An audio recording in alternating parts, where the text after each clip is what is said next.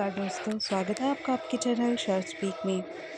दोस्तों, आज मैं आपको एक बहुत रहस्यमय कहानी सुनाने जा रही हूँ हमारे प्यारे प्रभु श्री हनुमान जी की। जी दोस्तों, आपने बजरंगबली जी की कई कथाएं सुनी होंगी। संजीवनी लाने की, सीता माता की खोज की, लंका दहन की। लेकिन आज मैं आपको सुनाने जा रही हूँ वीर बजरंगी की ऐसी कथा जिसे बहुत कम लोग जानते हैं। ये कथा है हनुमान जी की वो लीला जब उन्होंने सिर्फ बल नहीं बल्कि अपनी बुद्धि और भक्ति से भी भगवान श्री राम का काम सिद्ध किया।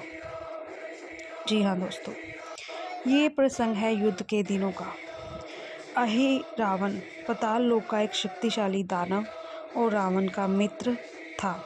जब राम रावण के युद्ध में रावण की हार निश्चित लगने लगी तो रावण ने अहिरावण को बुलाया। अहिरावण ने विभीषण का वेश धारण करके राम और लक्ष्मण का अपहरण किया और उन्हें अपनी आराध्य देवी को बलि चढ़ाने के लिए पाताल लोक ले गया। हनुमान जी पाताल लोक के जहाँ उनका सम्मान मकर ध्वज से हुआ और फिर पंचरूप मुखी धारण कर पांचों दीपक को एक साथ बुझाकर अहिरावण का वध किया। इसके बाद हनुमान जी ने राम और लक्ष्मण को मुक्त कराया और मकर ध्वज को पाताल लोक का राजा नियुक्त किया।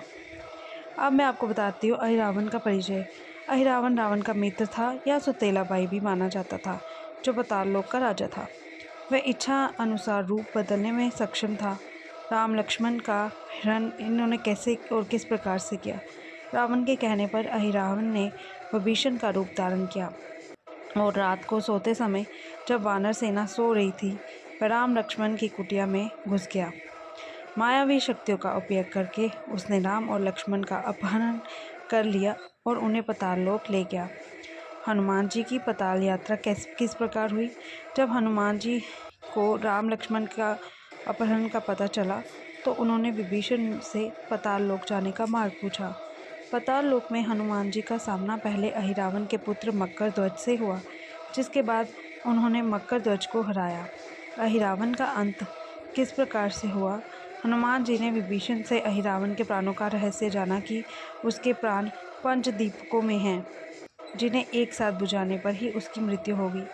हनुमान जी ने अपना पंचरूपी मुख धारण किया और एक ही समय में उन पांचों दीपकों को बुझा दिया। जी हाँ दोस्तों, दीपक बुझते ही अहिरावण की शक्तियाँ समाप्त होने लगी और हो गई और हनुमान जी ने उसका वध कर दिया।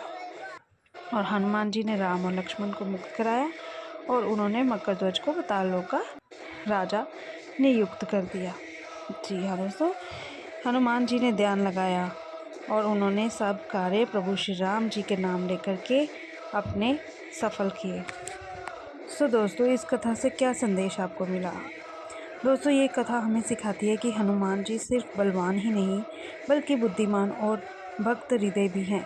उन्होंने दिखा दिया कि शक्ति तभी सार्थक होती है जब वह धर्म की रक्षा के लिए काम आए। आज भी जब हम कठिनाइयों में फंसते हैं तो जय बजरंगबली कहकर जो हिम्मत आती है वह इसी कथा का प्रमाण है, क्योंकि हनुमान जी वही हैं जो हर भक्त को पाताल जैसे अंधकार से निकालकर प्रकाश की ओर ले जाते हैं। अगर आपको वीर बजरंगी की ये गुप्त कथा अच्छी लगी हो तो इस वीडियो को लाइक, शेयर और सब्सक्राइब करना मुझे मत भूलें।